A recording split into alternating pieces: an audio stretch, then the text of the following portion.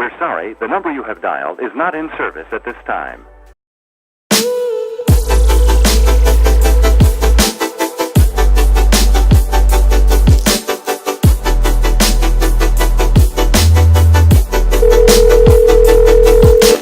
Hello?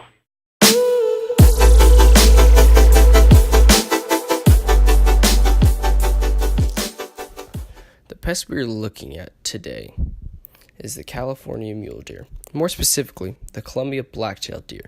The California mule deer belongs to the Odicoilus hemionus species of the cervid family. The Columbia black-tailed deer is a subspecies of mule deer. The two can be distinguished by looking at a few anatomical features. The mule deer will be slightly larger in body size when compared to the blacktail. The mule deer will also be accompanied with larger ear size. Mule deer have a large white area located on the rump around the tail region. The tail on the mule deer will also only have a white-black tip, compared to the black tail, which will have an all-black tail and no white area surrounding its rump.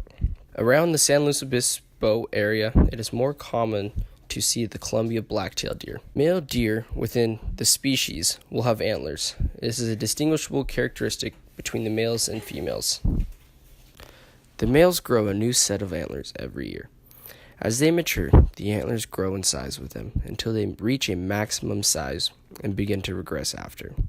The maximum size varies between bucks and species, depending on the animal's genetic makeup.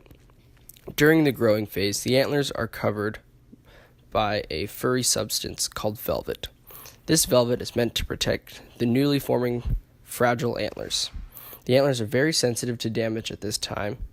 If any damage does occur to the velvet during the growing phase, the antlers will become distorted in shape, possibly causing issues for the buck when the rut comes around. After the antlers are done growing, blood flow is stopped to the velvet, and the velvet begins to dry. After the velvet has dried, the buck will begin scraping, attempting to remove the velvet to expose the finished product.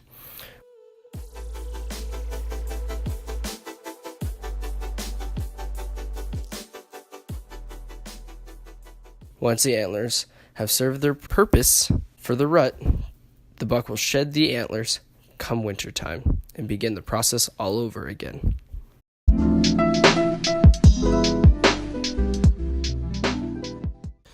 Deer eat a wide variety of plant and plant products, depending greatly on the season, elevation, and geographic region. They mostly browse, but will eat for vegetation and grasses. They also will eat tree or shrub fruits when available, such as beans, pods, nuts, and berries.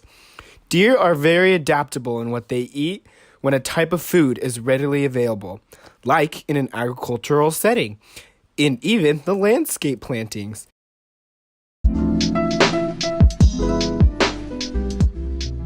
Deer can cause a lot of damage. They eat the new growth off trees and can eat all the vegetation off young trees, killing it. Also, when the bucks scrape their antlers on trees to get the velvet off, they can cause tree girdling, and that can also kill a tree.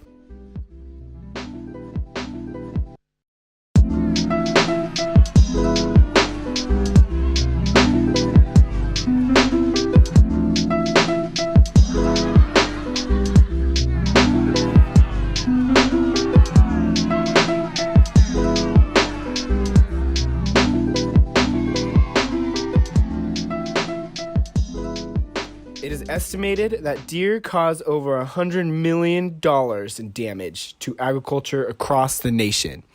Overall, though, deer cause over $2 billion worth of damage and over $1 billion in car accidents alone.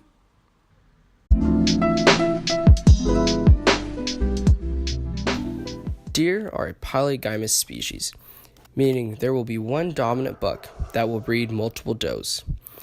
Due to this, there is frequent conflict and fights during breeding season. The breeding season is called the rut. Prior to the rut, the bucks will begin feeding heavily to build a fat reserve, which they will use over the next 3 to 4 weeks. Pre-rut is typically November, and peak rut is late November to early December. These times vary by location and weather patterns for that year. During the rut, bucks will feed very little as their only concern is finding and breeding does in heat. To assert dominance over another buck, the two will lock antlers and begin pushing each other until one submits. This is an intense battle that can last multiple minutes. These fights can be so intense that the antlers will become locked together, causing both bucks to die. After a buck has asserted dominance and has successfully bred a doe, the gestation period is 210 days, or roughly 7 months. Fawns are typically born in weeks during June, July, and August. The fawns are able to walk and run around 10 days old.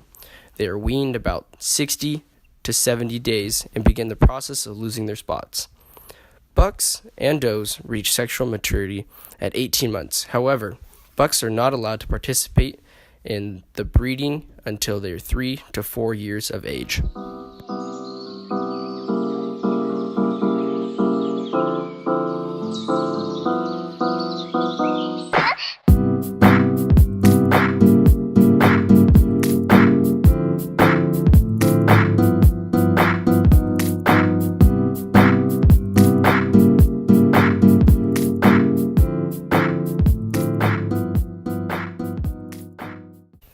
A deer's natural habitat ranges from desert highlands to green forests.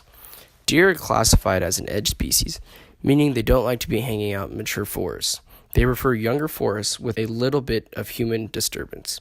The disturbance keeps a greater biodiversity, which the deer love to feed on.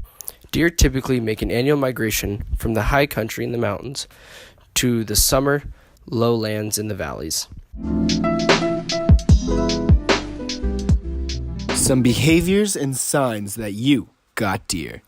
Deer are active during sunrise and sunset. Normally, they are very afraid of humans, but they will have no problem moving into areas occupied by humans if they know there's an easy food source. They will eat calmly in agricultural fields and hay barns, but then quickly run away when they spot a human. Deer will use the same trails many times, making that an easy way to find an entry and exit point. To find if deer have been in an area, look for some tracks. Deer have cloven hooves that split slightly apart and are in a heart shape. Mature bucks will typically have dew claw marks, as seen in the photo. You can also look for ripped leaves on trees and bushes that are dead on the bottom half. Deer droppings are small and pellet-sized. They are commonly mistaken for rabbit droppings as they both look very similar, even though deer droppings will be slightly smaller than rabbit droppings. Exclusion, if done correctly, can be the easiest and most effective way to keep deer out. Deer fencing needs to be at least 8 feet tall or taller. Gates need to be similar in height, and you must make sure they can't get in from the bottom either, as they will squeeze through tight, small spaces. One way to protect young trees if you don't have a deer fence up is to surround each individual tree in fencing or netting at a distance the deers can't reach the tree within.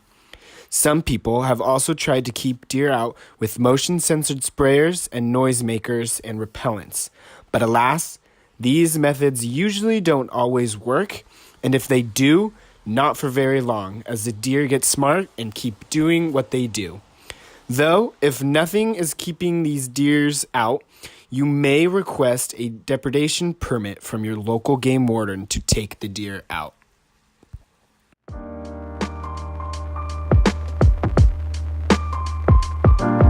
sorry, the number you have dialed is not in service at this time.